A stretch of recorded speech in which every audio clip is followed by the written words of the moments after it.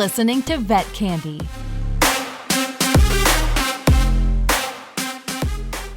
This show is brought to you by PRN Pharmacal, maker of Filicin, sirolimus delayed release tablets. Veterinarians now have a new option for managing subclinical hypertrophic cardiomyopathy in cats.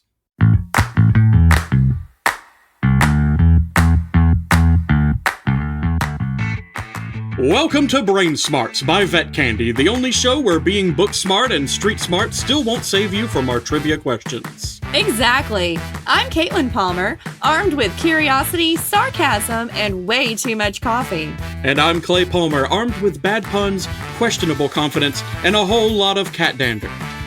Each week, we mix brains, laughs, and a little veterinary flavor into a game show cocktail you didn't know you needed. So whether you're tuning in to test your knowledge or just to laugh at our lack of it, welcome, you're in the right place. Let's dive on in. This is Brain Smarts. But first, a word from our sponsor.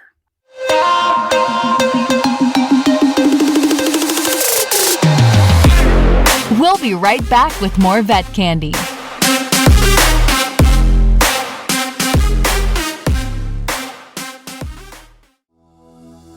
Did you know that hypertrophic cardiomyopathy, also known as HCM, is the most common form of feline cardiomyopathy, affecting up to an estimated 15% of cats, often as a subclinical disease? Veterinarians now have a new option for managing subclinical HCM in cats: Filicin CA1 sirolimus delayed release tablets.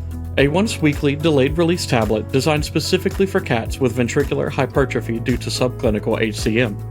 Conditionally approved by the FDA, Filicin CA1 provides a targeted approach to help manage this condition while fitting seamlessly into your patient's routines and yours. It is available in 0.4, 1.2, and 2.4 milligram tablets.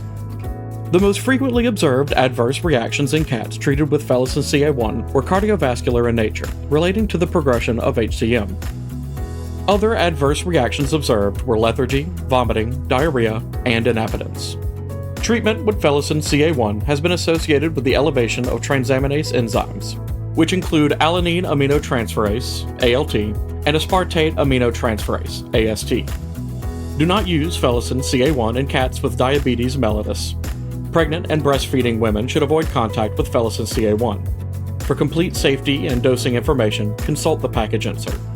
To learn more about Filicin CA1 and how it can support your feline patients with subclinical HCM, speak with your PRN representative today and get the information you need to bring this new option to your practice.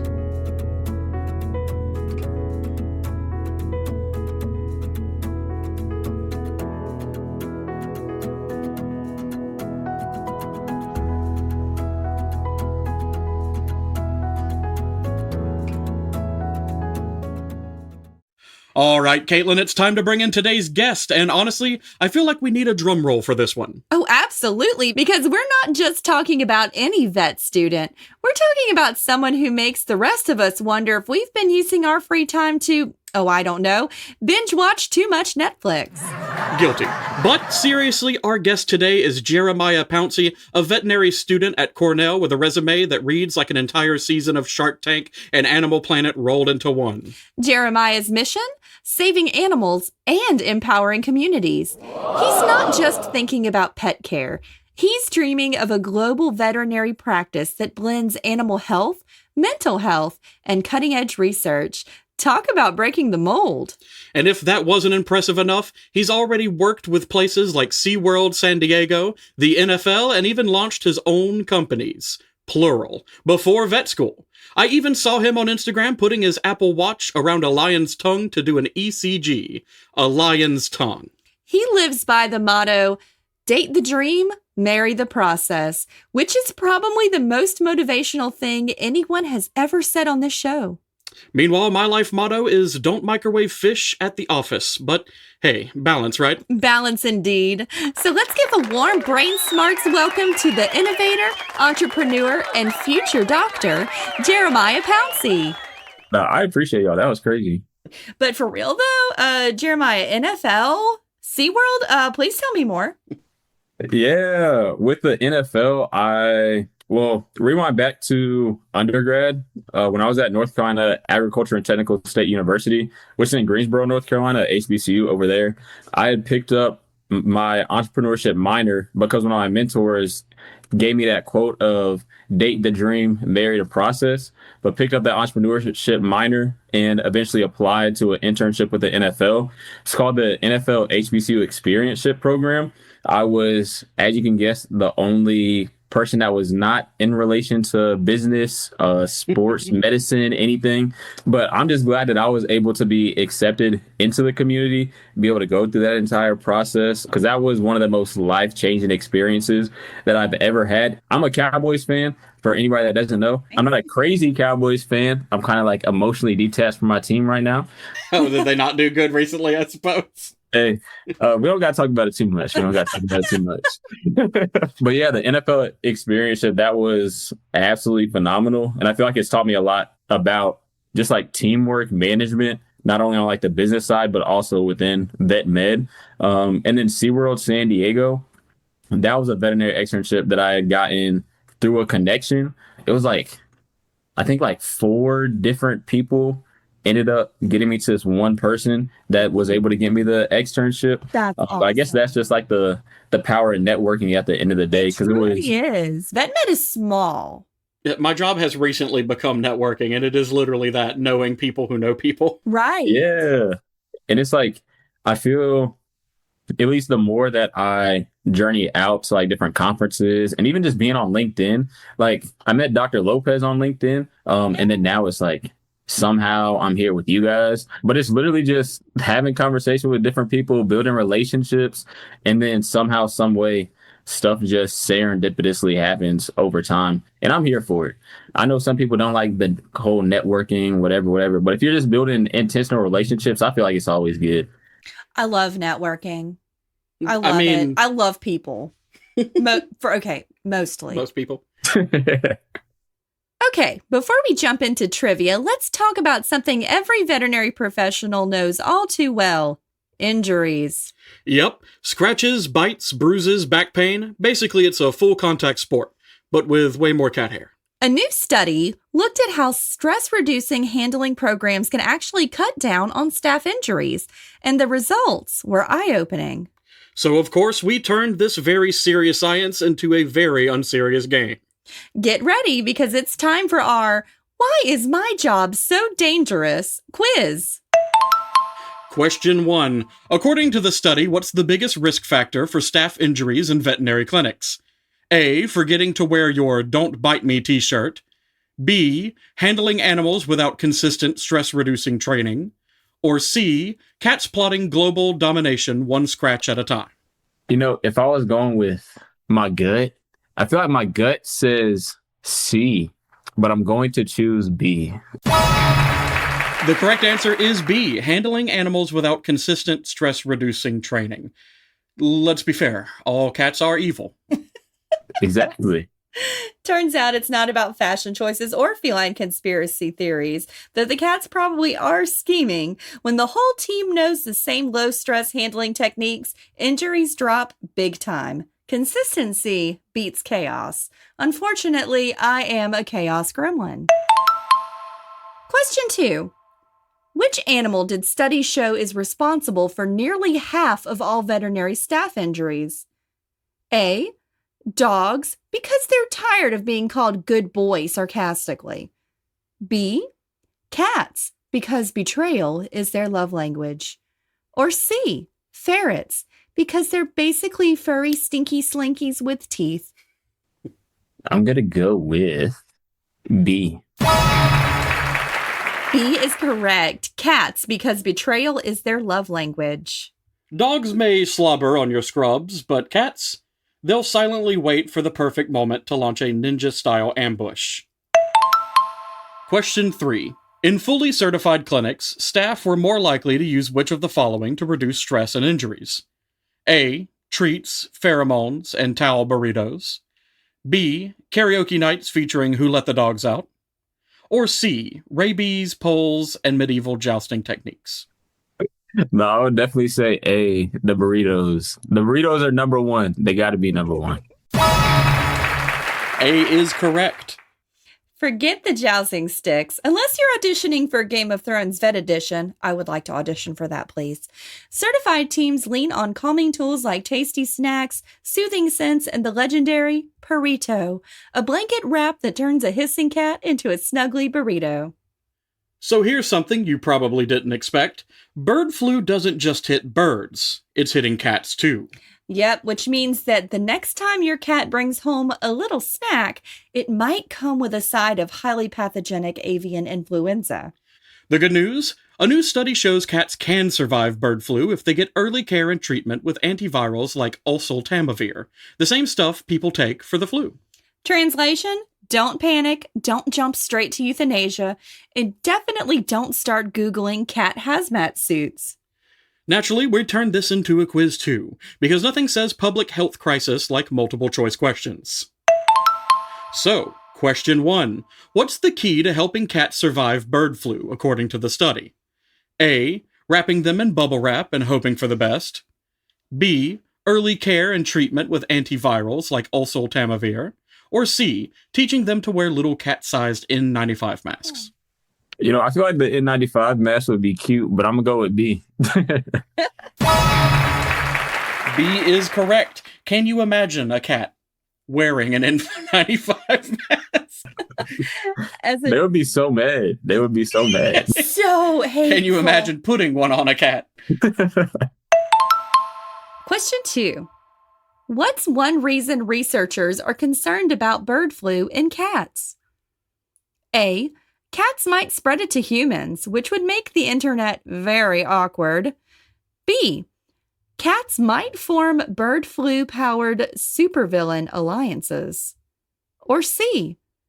Cats might finally admit they like us, only because we're their personal healthcare systems.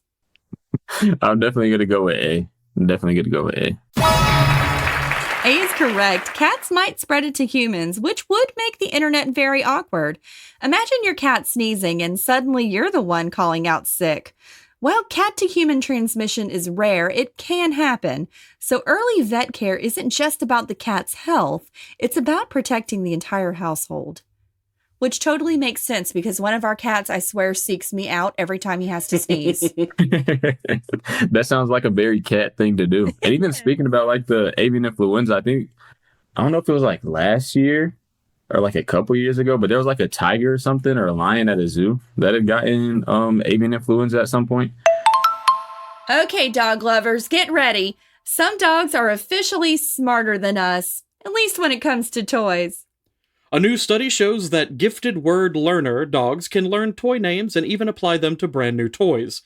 Not because they look the same, but because they're used in the same way. Basically, they understand function, which is something I still struggle with when assembling IKEA furniture. So naturally, we turned this into a quiz as well. Can you match wits with a border collie? Question 1. How do gifted word learner dogs identify a new toy correctly? A. By sniffing out hidden treats only they know about. B. By recognizing what the toy is used for during play. Or C. By attending secret canine TED Talks. I'm going to go with B, but I want to attend one of those secret canine TED Talks if that's real. B is correct. I'm afraid you're going to need to be a dog in order to apply to the TED Talk. But don't we all want to go? Yes, I thought that'd be good. I feel like I would be a better person if I went to a dog. If you learned TED how to be a Talk. dog? If I learned how to be a dog, I'd be a better person. Sometimes you got to step out of your field of expertise. That's right. All right, cat fans. It's time to talk about something that's personally affecting your kitties. Gingivitis. Yep, that's right. Cats' teeth can get inflamed, and apparently their blood actually tells the story. A new pilot study found that cats with gingivitis have elevated hepatoglobin, which is a blood protein, while another marker, serum amyloid A, isn't really helpful. Translation? Cats' mouths are basically sending a help me memo in protein form. And naturally, we turned it into a silly quiz. So question 1, which blood marker was found to reliably indicate gingivitis severity in cats? A. Hepatoglobin, cat's very own inflammatory alarm. B. Serum amyloid A, the marker that basically ghosted the study. Or C. Whisker power index, because obviously cats are psychic. Obviously. They are. They are. I'm going to say A. A is correct. Hepatoglobin, cat's very own inflammatory alarm. HP levels went up as gingivitis got worse. Meanwhile, SAA was like that one friend who never texts back, basically useless for this purpose. And whisker power? Still untested, but promising. Question 2. Why is this finding exciting for veterinarians? A. They can now measure a cat's blood and say, yep, your cat is judging your dental hygiene. B. Hepatoglobin could become an objective biomarker to help diagnose and monitor gingivitis. Or C. It means that cats can finally win a staring contest with lab results.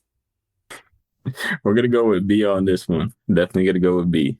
That is correct. Instead of guessing based on a cat's sulky glare, vets might soon have a concrete number to show owners. Sorry, cats, your passive-aggressive glares aren't going anywhere, but at least science has your back. Or gums. So next we have the lightning round, this or that. So for this, you are to give your answer based on one of two choices, without thinking or trying to explain yourself. Let your words and deeds speak for themselves. Field research or lab research? All right, field research. Marine conservation or terrestrial conservation? Marine conservation. Large mammals or small species? Large mammals, for sure. Large mammals, for sure. Anti-poaching efforts or habitat restoration? You can't do that. I know, that's a hard one. Habitat restoration. Oh, take a point away from him. That's all right. I feel like I can't go right. Some people have to stop the poaching, other people have to help them recover. Remote wilderness or community-based conservation? I would say community-based conservation. Absolutely. I feel like the people that you meet during these different things, I feel like are the best part of it. Very true. Emergency wildlife rescue or long-term population management? Long-term population management. Yeah. Tropical rainforests or Antarctic? I'm going to say tropical rainforest, but I want to go to Antarctica. So if anybody has any connection to Antarctica, just let me know. Let me know. Beautiful. I mean, look, they got science labs out there that are doing all kinds of stuff. Yeah. Like, I think it was last year or the year before when I was in South Africa, in Mexico. I was trying to go to Antarctica at first, and then that fell through. So then I had to figure out what I was going to do next. That's so cool. Yeah, I was going to say they recently found like a lake underneath Antarctica that was completely encapsulated in ice, but it was still liquid water that's been sealed off for several thousand years. So they're very excited to study and see how things have evolved in complete isolation and possibly end all human life. You know, that's how these movies start out. So Right. Between that and Jurassic Park, if that ends up becoming a thing. Yeah. like I say, so they might be looking for marine biologists to study that. So. That would be amazing. Number 9, conservation photography / media or direct veterinary care? The media. Yeah. I'll say the conservation media. Captive breeding programs or wild population protection? Working with governments or NGOs? Yeah, give me the NGOs. Disease prevention or injury treatment?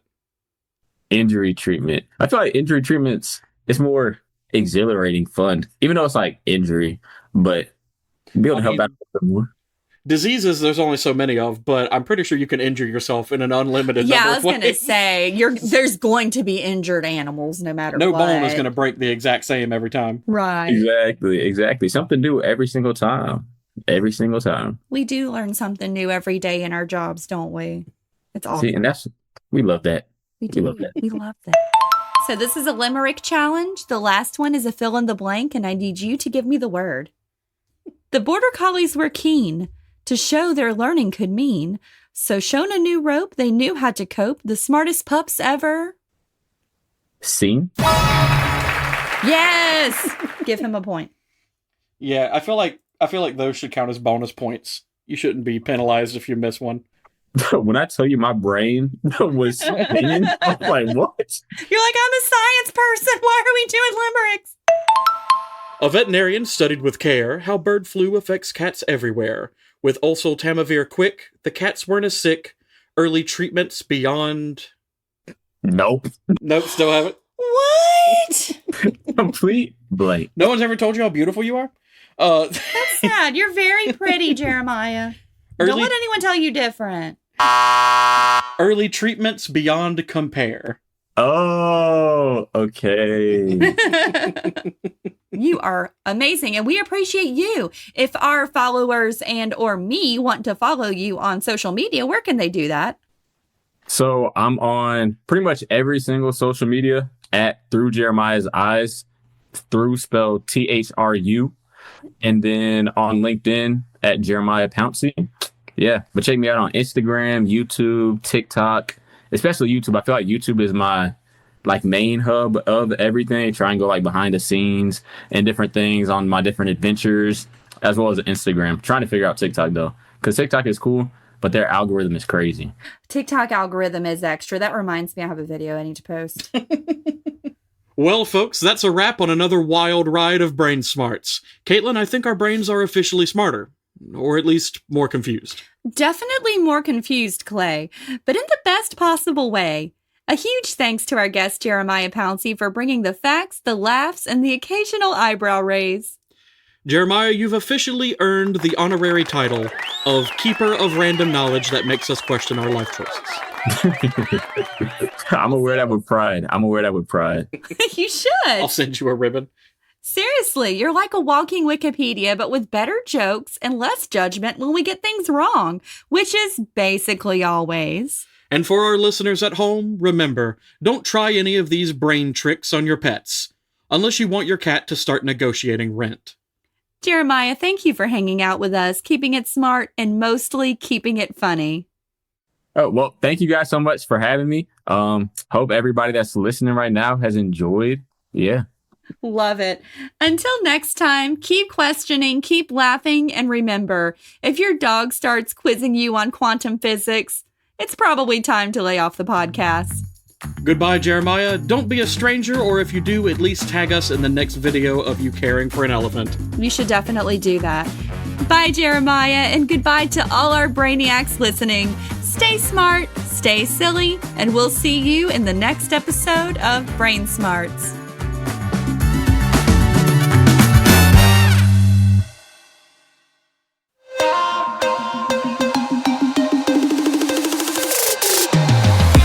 It's Vet Candy. Vet Candy. It's Vet Candy Radio.